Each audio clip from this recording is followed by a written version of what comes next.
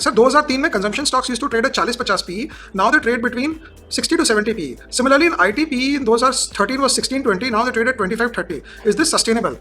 दुनिया भर में इंटरेस्ट रेट कम हो गए थे, अभी बढ़े हैं दूसरी बात है, but P is a function of the inverse of interest rate. अगर इंटरेस्ट रेट 5% है तो 100/5 पी 20 होता है. इंटरेस्ट रेट 4 है तो 100/4 पी 25 होता है, 25.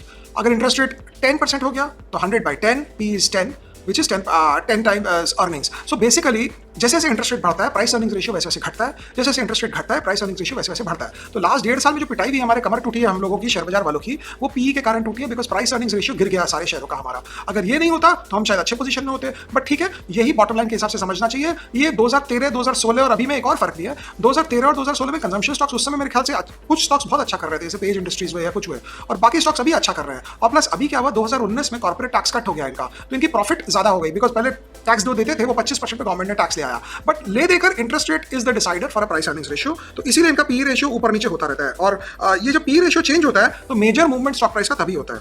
But can't the reason for bond yield, ये बोल रहे हैं कि जो बॉन्ड यील्ड घट रहा है वो क्या इंटरेस्ट रेट के लिए घट रहा है, कि वो ये दिखा रहा है कि ट्रेजरी में डिमांड आ रहा है. ट्रेजरी में जैसे अगर आप डिविडेंड यील्ड से समझो, बॉन्ड यील्ड को छोड़ दो 2 सेकंड के लिए, आपको फिर कंफ्यूजन लगेगा, क्योंकि एक जन ने लिखा भी है कि सारी टेक्निकल बातें मुझे समझ में कम आती है. 100 रुपए का शेयर 3 रुपए डिविडेंड देता है, कितना percent dividend yield? 3% yield, 3%, right.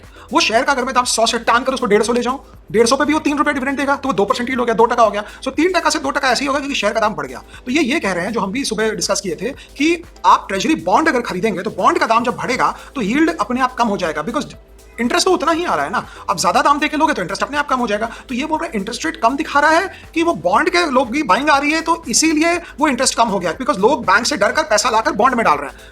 मेरा ये कहना है कि आप कुछ भी समझें, बॉन्ड खरीद रहे हैं, बेच रहे हैं, क्या कर रहे हैं, नहीं कर रहे हैं, बॉटम लाइन है कि यील्ड कम हो रहा है, इंटरेस्ट कम हो रहा है. तो बॉटम लाइन ये है कि यील्ड कम हो रहा है, चाहे वो पैसा डर के मारे आ रहा हो या बिना डर के मारे जा रहा हो. तो हमको यील्ड से फोकस करना चाहिए. वो कैसे क्या हो रहा है उससे हमको कोई मतलब नहीं है. बोलते हैं ना, तुम्हारा काम है हमको करके दो, कैसे करते हो तुम जानो, तो वैसे करके अपने को देखना चाहिए अमेरिका में.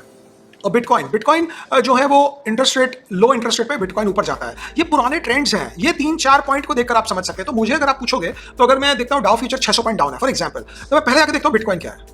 मुझे लगता है बिटकॉइन थोड़ा ऊपर है, मैं कुछ नहीं देखता. जैसे कई बार क्या होता है, विक्स देखना चाहिए आपको, S&P 500 का विक्स, वो मतलब बताता है कितना वॉलेटाइल है ऑप्शंस के मार्केट में. तो विक्स अगर आप देख रहे हैं कि विक्स का ज्यादा है या विक्स कम है, तो आपको एक सेंस आता है उससे कि ओवरऑल मार्केट कहाँ जाता है. तो सिमिलरली विक्स के हिसाब से ये बिटकॉइन और टेस्ला और ये अडानी के शेयर, ये 3-4, और नास्डैक भी आप देख लें, नास्डैक भी, तो ये सब 3-4 चीजों से आपको मिलता है. बट पुरानी हिस्ट्री देखकर आपको एनालिसिस होती है, वैसे नहीं होती है. ये क्वेश्चन बोल रहे हैं कि आइडियल इन्वेस्टर को क्या करना चाहिए कोविड के क्रैश के समय, लीमन के क्रैश के समय, जब मार्केट 40-50% डाउन होता है, वो सब कुछ बेच दे और ग्रोथ स्टॉक्स ले या होल्ड करते रहे. अगर आपके पास पैसा नहीं है तो जैसे मैंने पिछले दिन कहा, हनुमान चालीसा पढ़िए, मंदिर जाइए, मस्जिद जाइए, गुरुद्वारा जाइए, भगवान का नाम लीजिए और किसी ढंग से बोलिए, ये समय भी निकल जाएगा. वो लोग बड़ा पैसा बनाए हैं शेयर बाजार में, वो ऐसे ही बनाए हैं कि स्टॉक्स लेके बैठे हैं, ऊपर नीचे उतार चढ़ाव होता रहता है, उसको झेले हैं.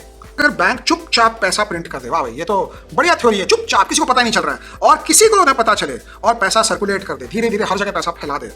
ऐसा हो सकता है क्या?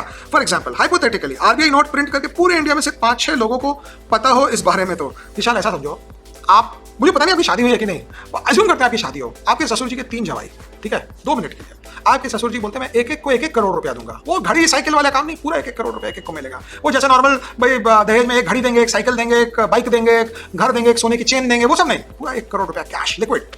अब आप बताइए, तीनों को 1-1 करोड़ मिल गया.